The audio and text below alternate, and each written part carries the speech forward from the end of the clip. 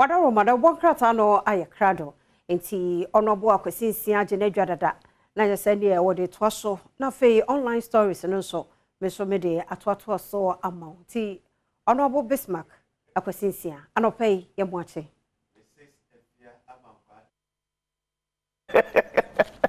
Na bibia boko de. Ya wi be fia la zo. Spirit no wo form nyame adom no ye. Ensuo no so ka ho. Sa ensuo de ensuo na gugu throughout the week na ma.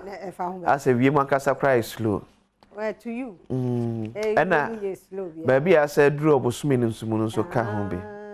Baby edu nkwantana so. Ene my pocket my dry. Ene 29th. Oh. Yeah, we say drew say so skacha of form. Drew say ya. Nyame be ye. Ena skacha of form. Nyame de kasima kro ye wonders. You fa ho say 29th mu na say. Every abako de. Nyame ado wada na make asa wutwa manu. Sorry oh. Na me kire. Nyame be ye. Sa say kasima kra nyame ye nsencheni. Ene boys net ya 29th. Na ene manye yi. Nhu ane se wani nna. Okay. Na nyame aso. Watu. You will be surprised me pa na. Okay. And it be see super pencil. Just say. Okay. Na me de yade na me hia de na chese se de baaye me musa obi ahye na. Yeah. Nti nyame ebeye. Yeah. De nyabote man kakra bi. Yeah. Nti ye hia mo. SDF for can say there. Pentecost for the Osana na be hia no. If you say she oh nyame adom. Yes. Bompa say insuna en ha binum bebre. Yeah. Yeah. Ko chance adwuma kese pa ho. That otna. Okay. And next month na year breast cancer awareness month. Okay. Okay. And enra no. Yeah. It could be a launch mia. Say mia so mia chi feelings. Okay. But mia in a sense that such as say about you be demu. Yeah. But Joanna wonu for mu dada. Okay. Ba obo hu unusual one be kitu baby dey kitikiti. One you careful aha nti oye na ye can say na fia sorry o ma manfomfo no omo adwen kosi ano ne so yese no fo ne so no na fansa fefa no fo ne so fo adwen kosi ano ne so because the moment adno no adwen be ba otim no we be lose focus of ne wo ye so cause abana e ka no eni no fo na no e wo no fo ni the fansa to no fo ne so so we ni say na we are de ne swasa ni ntino otimi kwota baabi press no na wo ye sa baba bedru ano ho no wa hu hwe ya sure ano ho ko adu ese omia kakra hwe se nsuo be free mu aba so wo nya breastfeeding mother so wo mia na nsuo free mu ba e so otu anomo na akọ hospital okay ni na yo say e observe e ma na so ye betumi aye especially say o ba tausa so okay ehuro wo ye nsa ho kakra no na ye de massage ana wo ho nso e so show body no oba gina hwehwe anim na hwe wo behu onofo no shape no wo hwe na se color na se san se pink bi sa kakra no otutu ho okoham no akọ hospital ne yaye ti in as much as oba match feelings no na wo sa hwe so be detective bibi ewumu ebe wo hia boafo nso anka wano ntum sense wi ase boafo ena hia boafo a so hia boafo kra obetumi akọ hospital I said American say bia kan ya yo say bia man kwa mema no bi nso wo oh yeah just that momo no for flat into hu on said hu yeah won kwa hia so ye ne bia di nkomo last time wo tamale bema ye twa ne de no oh because ye be won say ye nam ha nyina ebi ho bia na ne nofo ba ko ni ho ye twa batare gusu nti say on say ebi musuro say obekọ no akọ cheke no ko mu bibi ebi ane yakotwa yeah and ye twa ne nche say wo bewu ana edi form ya na bibi enne nyame adom nim de na dọọso na nkofo ohyehyɛ wo moto a ede na ye ntumi nyemfa no fo ho a ye ntumi nhye wo de mu fa ma na nhye wo de enne wani mpo sabi se eseye a nyame adom nim de fo no enya bisi so ye timi de hye ye na kama na hye hono ti bibia ye possible asasi so but just that esa we ye very careful because the nyame aye ne de nipa aye no enso so ye wo mu ti so obobo ho ban na emba no bra no obe check sa wo breast no wunya from 40 dia eso okone de fidie ne ye o sha wo nyini ba wo 30 na wo 40 ho ne de wa utumi yes a massage na ba wo free 40 ko wani mu no de ko hospital a na ye de wa chef die mu na no so ya observe e de if you remember ko fa by Christ nyame Adom on the 8th of October this year Asante Mamponhima on behalf of Asanteman ya kan Asanteman se ye ka manhia fikesi mankasa Asanteman nante e de free Kumasi Central Police Station akọ Kumasi Mall creating awareness of breast care my friend say breast cancer awareness na omune konfano chi ere ye Kumasi ye ka de G and e ka bomo e di sa adwuma we eti wo Asante Mantem especially Asante Mampon ye hima na otumfo apa on say woni sa de kese we enim 8th October anopa no nsia ye nyina koka nana ajakuma difie the second Asante Mampon Queen Mada ho near Nanti from Kumasi Central Police Station enkopim Kumasi Mall a doctor for because ni ayen chreche se ne afia mankwata baklo ayen na no paya de amayen ene kwan betimi afa so abo e ho ban kra de free ho ene se eba ayam chihye metoye so ne betu anamo akọ hospital ententem tiafia tiafia ne papa mu anopa so abo ayen eye pa eye e wo so obi akọ ba kwesi ye ken ya na ni kwan se ye twen mo October ni duru ho ansan sure ya bosa da ru na na se ya ye e wo se ye health de here ye pa brano uko check na hu a my dear bibia ye treatable e betimi akọhwe no a childhood cancer bosome we said ye di hu nkom nkranketo a leukemia no na edoso mojamu ayi kokram no ene na e ha adwe innocent child a waba wonim hwe na kokram e ba ha no my dear so who signs and symptoms bi na ye detect in term ye de no hospital a e me ye kokram kese bi mekunu sure so hu sie hu ne ntama hu nsesan bi wo abofra ho and dey mfa no enye pharmacy sem bebre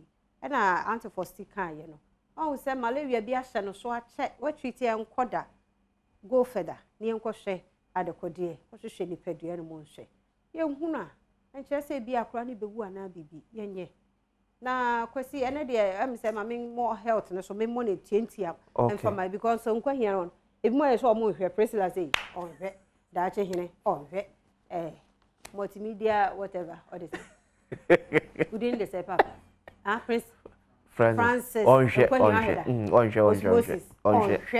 enti no na so omonhwe no na say mi ana no de mehua no na baba de piapia mo sa so because my dear me I until some me blame me obia but oh Francis on the das or they say Osmo or the Francis there be my sound guy lighting Isaac omo emranto ane baba na de nkwan ya ndo mo hwe ni say eja me mpanimfo ya me na nanom ne me papa nom ne me omo na ehwe na omo hwe ne de akwasi nya kasa na me kasa oh yeah adanse ye ne wo ho omo de hu adanse sure akwasi rabies me video bi ato me Instagram ne me Facebook okay my dear ohwe pada sani oda ho a opo te se kraman because kraman aka no ya nhwe anso anu ntem na yenye very careful stray dogs emu ene na monten so eni bi ni agro ufi aboa fa no ko ne enkobo no rabies pane eni bi na mbo ye nyina ye ho ban if you say no kura no some years back na ho ayede ne dia me sheda enkomu musa se dro ne bi wo ho no mo dia se kraman kawa rabies pane se bi asa ba because ho ye den nti ho ye den sa na kawo ne ye ntwiti ne ntemu a na said the next thing no na de wo na wo bekwa no sa nti mo me anya careful take your opportunity bia ye vaccine emo no rabies die no fa wo awa no kɔ ho do me kwa benya ayi me vet wo ho wo mo ye free nti me srɛ mo fa mo de no nko ye wo mo empane ni bia kwasi wate afia me kasa wo ye da se wa ya de anopai o sa de awura enkwahia emu biem sabi ya de se emo wo a o se wa no oga ada beto no bon se ama bi esi wo akiri bia be fa ne se eyedro ye fa daily graphic da bokata en share ase anopai President calls on US, China, India to join ICC. Security strategy on Galamsey undergoes revision. Don't be swayed by unjustified criticism. CJ inspires judges. Government, IMF negotiations. Transparent engagement, our focus. Ken Ofori Atta Ena Eka Neseyim. The daily statement ensu in a government course with expenditure control. Finance Minister assures. Comes with a picture of Ken Ofori Atta. Ghana goes renewable energy by 2070. The first is in the next 50 years. Renewable energy ena yebetu anamo. Massive growth in Ghana's petroleum downstream industry. Bank of Ghana cautions Momo loan defaulters. Says who are waji Momo. Yeah, why just want to SIM card at watching. Yes, see me do baby so kwaji busiampo banga. Ebe affected into 204. Ne kuchi amao ento. The daily statement as the way eba no pefia. Then ewo Adom online. Adom online say it was so dear. I say what the can be there now. Energy Ministry denies $1.5 billion loss allegation over GMPC Gensa energy deal for and I won't say me to draw Hutina Takufuado Katie Hammond descends on Boers. And no and was prepaid meters credit purchase challenges being fixed. ECG4 and a day about 2 days. One way near challenge and no day. Yeah. More than a shoe. Yeah. Bear 2 or 3 days. And then fought. It's yet almost a sort of fix here. I serious. You knew cinnamon so you had about 2 Dora can the pass about it to just say terrorists of one. They say the mining sector or area ho and I want to do a for so alcohol. And to be a man and a whole rack and for your time so and or the church or may most said is Casamno at yeah. Meet the press and all ebi and also oh yeah into badomonline.com and some no I would one so egu anymore had your brand it's nasi now while so ready be now no dear so yanko myonline.com and I to us. Okay, but for the new crusade guide about Qatar and so and to us so I say enforce law against Galamsey occupy Ghana charges President Nana Addo Dankwa Akufo-Addo. Gumwa East Assembly bans all land guard activities, digging fees. IMF negotiations on smooth path. Ofori Atta says parties yet to conclude on debt sustainability. Chinese hijack gold mine at Wassa at Chempim against local content law. Ghanaian Times. IMF negotiations restoring macroeconomic stability our goal. Finance Minister. Let's strengthen ICC to prevent conflict around the world. President Nana Addo Dankwa Akufo-Addo. International Day of Awareness of Food Loss, Waste 2022. Stop food waste for people, planet. 10 IOCs owe Ghana $2.7 million in rental fees arrears. Now, if you answer Nabeko, my jaw line. I am a fadi. My dream one if you. Because COVID-19 a trinity. Amama udobi ya mechire abrochi me mo betimi a print sika be print sika gumu adem so o manfo asne. Na in fact o hwe sika kra from print ye na o kan ye memu papers a wa nyina kra bo mentimi print sika no. Ba na mbisa mo asem be se sika no print no o me to de enye no ma no mo beto. Enema abrofo ehia pa wo o mo dada setene mu no. Ye obi e memo meto be de free here.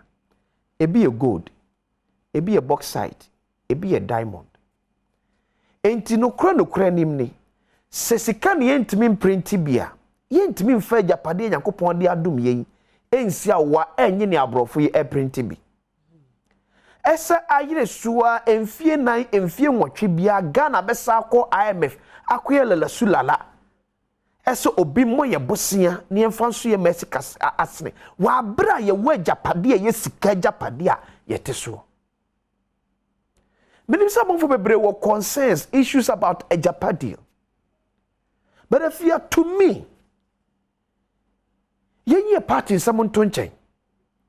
Ye share a japade. But be a fee say achia ye betno amana ye yenteno. Ni emfa ye japade na ye wono. Any circumstances so many nya impossible na de be kwakobo no. Share an IMF bako. ya kwanya mampani kwan na soafo kwan won anim sikasem asem kwan ebim kra ya kwan to the sense I am a scale crab ba enche da ma papa bia amfa maye mi wa hwe good ye fie fom your my Ghana yete so wo ke se di genchirima da be genchirima ba betu enchirima no omne hwamo yen ani nchirima no yen kasa yen ni nchirima no de enti akopia America ukopia mo France ukopia Germany a won panifo emfa akwan mema nsuma akwan enkane a mesi school dan de amawo enye campaign bebre ne yese woni endi kan no huru ntie di gu akwan mu eye ne nyina de mo enne ne ye betimi e bi de ato e ma no se na be ya the next political party and the next president obeba no emfa se me ya akwan de amawo e campaign de nya asem ne enka ekwan so ke ne campaign baba bi ya babedu asoman no enti etimi de atubia na safia si ebeja ye NPP NDC sem na to nche na ajapadi ya sa kwa kohwemu biem ba bia ntanchia ewo ye ntanchia no emfamfiri on na yensie se ajapadi ni emfa ye ajapadi na ewo na gold diamond boxer ni ade adenum emfam kosia nwa eno conditions bia ni ho ene mfa afia mankwa adwuma emma president emma Adom TV because ekwa kwaje $3 billion nti wa bra go the chef betimi am over $10 billion yepen for san konkunya siem biem parliament san ko traso biem ajapadi no yentimi ton koso da bia 2-3 years 4 years 8 years achi en san ko IMF da bia biem when abra sika kitaye sika no ekitaye sei awasi emfancy why na de emfancy fia so bad my online.com so a sama hodo no wo ho akwasi bibia ne ho bia mu dia ene wadaro ma yemfancy honorable na wa campaign for so tie na so pem yenhwe de ombe ye de afa ho de aboa ene ya wada enti woni de Adom TV Badwam ye tumi eye akudie mu nsam no ebeba kejo de bebromo na fe ahofa hima Prissy ono so the fashion 101 so abromo ti mafidie ne na na fe afisa mo nkomo no so ye de bia to aso ene ye kwasi ene ya wada ye kwa he ene ya wada fanche me ne people's forum yes ebeba so etino nwotwe pepepepepe na eja yesi enhunya na de yetena enkrankrodwe ye mu ene de ne kire eye Ga East downtown to Pure Water Road sa kwana manfo aka wasema che etene ennuanam Adom 106.3 FM Chief Jerry Force kwasi asempa ko na ja yakobo ho amane na mpanifo adwen abaso na otu ho na mo tino nwotwe pepepe ewo pensem ye de ni kire Ga East municipality wo Greater Accra region eda se yenyina no so na yemfansi agudie mu nsam Eric Asiedu Bodi ede to so eda se